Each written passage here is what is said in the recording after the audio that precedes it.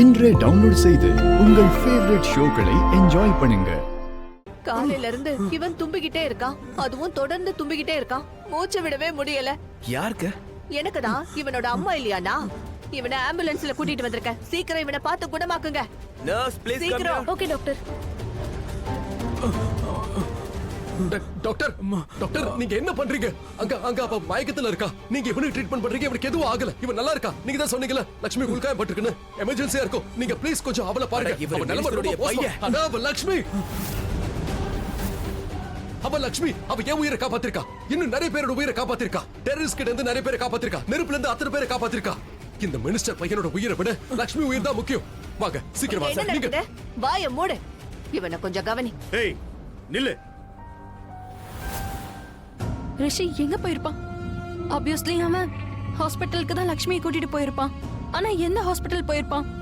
சொல்லிட்டு கூட அவன் போகல. ஆனா ஒரு தாட் என் மைண்ட்ல இருந்து போகவே மாட்டேங்குது. லக்ஷ்மி எதுக்காக என்ன காப்பாத்தனா? என்ன அங்கேயே சாக விட்டுருக்கலாம்ல.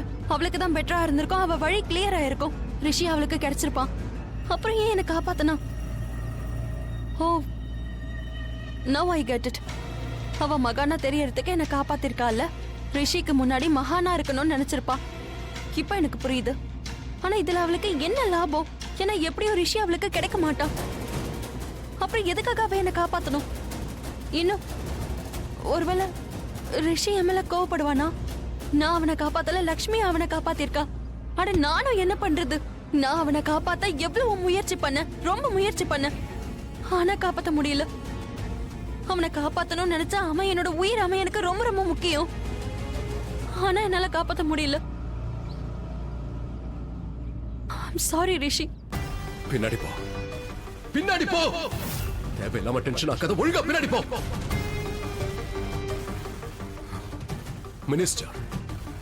மினிஸ்டருக்கான அர்த்தம் என்ன?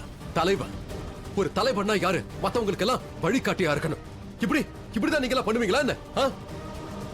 உங்களோட பையன் உயிர் தான் உங்களுக்கு முக்கியம். மத்தவங்க உயிர்லாம் முக்கியம் இல்லல. என் புருஷன் அரசியல்வாதி. நாங்க தான் அரசே. ஒருவேளை நாங்க மட்டும் இல்லாம போனா இந்த அரசே இருக்காது. உங்களுக்கு புரியுதுல? நீங்க ஒரு லேடியா இருக்கிறதுனால கொஞ்சம் மரியாதை கொடுத்து பேசுறேன்.